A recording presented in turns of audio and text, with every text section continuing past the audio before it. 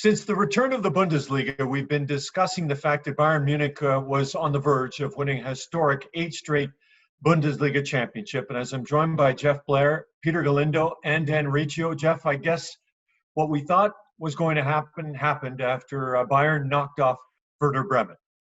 Yeah, I think this past weekend it was a race for about 60 minutes, and then Bayern decided they wanted to get serious. And of course, we saw what happened. We saw what happened in their last match. 8 consecutive wins, 8 consecutive league titles. They're certainly in the discussion for the greatest Bayern team of all time.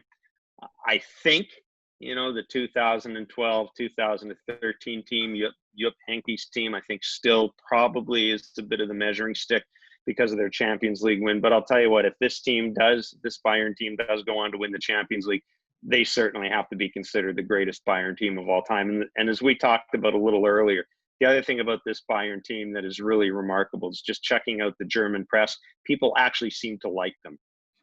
There's not that sort of not that hatred for Bayern as they sort of the overwhelming favorite. I think people like watching them play. People enjoy the immense amount of fun this team has when it plays. And they've been, I think, a real, coming out of the pandemic, I think they've been precisely the tonic that in a lot of ways that sports needed. It's funny you mentioned that they're likable. Well, they got a Canadian now, and everybody likes Canadians. So the UN doesn't apparently. Well, that's maybe true, but Afonso Davies, likability factor pretty high for him, and they've been the best team in Europe since he became their starting left back. And that really coincided with the change of manager with Hansi Flick as well. But you look at everything Davies does and the speed he brings to that left wing, the way he interconnects with everybody, the extra defensive element, the way that he's able to recover so they can play this ultra offensive style whenever they want, this super high line, and he can basically recover from also anywhere on the pitch. What he does really fits in with everything Bayern is about this season and everything Hansi Flick has made this team about. And he allows them to be as dominant at both ends of the pitch as they've been all season long. And that's why, as a Canadian and what he's done at 19 years old, he should be commended tremendously. And in a way, Afonso Davies is almost the symbol of the Hansi Flick revolution at Bayern Munich since, the end of October, early November. Much like you said, Dan, he really added a new dimension to how that team attacks, particularly down the left. And because Flick was able to establish a system that really hasn't been seen, like a clear playing style that hasn't been seen since probably the Guardiola days, and everybody fitting in like a glove in their respective roles. You just look at, for example, Davies and say Benjamin Pavard. Because Pavard is more conservative, that allows Davies to push up as much as he can, because with Pavard staying back, you always have numerical advantages against counterattacks. It just works out so perfectly. But credit Davies for taking the opportunities from the injuries and running with it at 36.5 kilometers an hour. Yeah, well, it's interesting too. I just wanted to chime in. If you look at the numbers, this gets to Peter's point as well, and the way Bayern plays. Going into this last match, they had run on average almost 2 miles more than that 2012, 2013 team. They run more than Pep Guardiola's team ran. They cover more ground than Pep Guardiola's team did. And I think you guys are absolutely right. Afonso Davies is kind of he's the symbol of what Bayern football has become. Well, not only the United Nations, but apparently the referee doesn't like Canadians. Fonzie told to sit on it, and certainly wasn't one of his happy days after he was red carded after 2 yellows. Dan, a bit surprising, or when you play at the level he does, at some point this is bound to happen? Yeah, it was bound to happen. A bit soft, but hey, that's going to happen through the course of your career. He's actually he's been a bit of a bad boy since they came back from the pause. But before that, he hadn't even had a yellow card all season long, I don't think. So it really is something that a little bit of a fun thing here. He'll learn from it, and he's going to have more of those days. But really, what he means to Bayern is incredible. And I continue to look at Davies, and I wonder just where that ceiling is and how much more we're going to see him grow. He's already got 2 Bundesliga titles under his belt now, and this one is first as being a true member of their starting 11. There's no telling where the next chapter is for Afonso Davies. Peter, when it comes to the Champions League and Bayern, I mean, we now know it'll be Lisbon. How are they set up to sort of continue this not only country legacy, but Champions League legacy, potentially, as they continue to push through not only for a league title, but as well a German Cup? You have to say they're the favorite at this point for the Champions League. They obviously have a huge advantage in that they've played almost, 7-8 games more than what the English teams have, the Spanish teams, etc.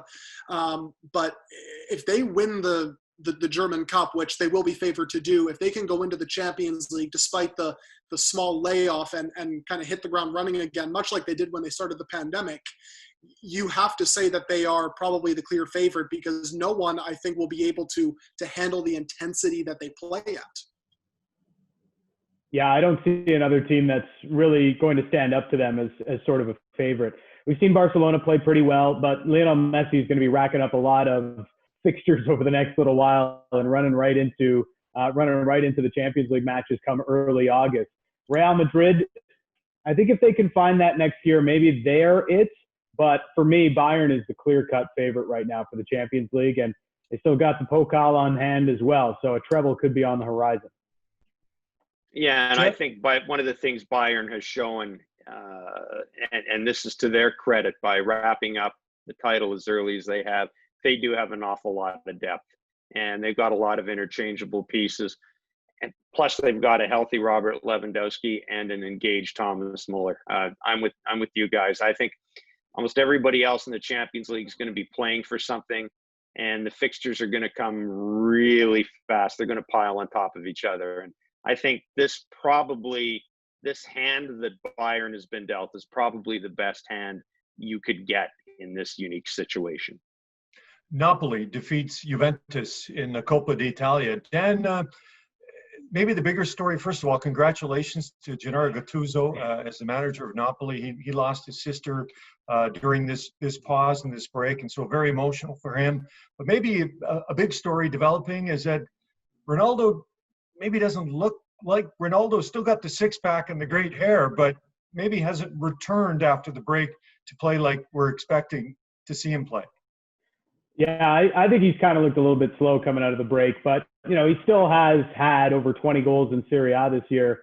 But if you look at Juventus from when he came in, and I'm a Juventus fan, so I follow every game as closely as possible, and I wasn't the happiest when they purchased Ronaldo. He's a big, high price to pay, and he's that figure. They're going to filter every ball in towards him. And you look at everything, all the numbers, everything they've done, they just haven't clicked the same way with Ronaldo on that team as they did before. And on top of that, Ronaldo may be looking towards MLS already, as we heard Nani say. So maybe that's coming on the horizon as well. Good riddance. As a Juventus fan, good riddance to Ronaldo, okay? Inter Miami's calling your name. There should still be some credit given to Napoli, I think, for actually winning the Coppa Italia. As poor as Ronaldo and Juventus did look, it is true that they didn't really make Napoli work for the win because there was a lot of static possession. It was very sterile. No one was making off-the-ball runs. It looked like at times, which you mentioned, Dan, that they were just trying to filter Ronaldo into the box, and it just wasn't coming off. But Gattuso realized, all right, Juventus is not clicking as they probably should be. Let's just sit back, be disciplined, make sure we got numbers behind the ball, and then try to counter. That's the one thing that I think Gattuso's brought back to Napoli is that positional discipline again, and it resulted in a trophy.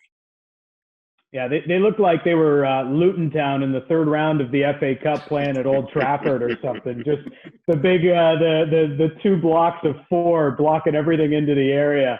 But, Juventus is in trouble, and people had them pegged as a Champions League favorite. They haven't looked good at all season long, and now their offensive troubles have really stemmed even back to before the pause. This is a big red flag for me. Jeff, 100 days between matches in the Premier League. Start with you, and guys, you can follow up what it was like to see England get back on the pitch after going through a tough time with the pandemic. but returning to football, soccer. Yeah, I mean, and I loved the kneeling before the matches, which we're led to believe was kind of an organic thing. It was not preordained, by the Premier League.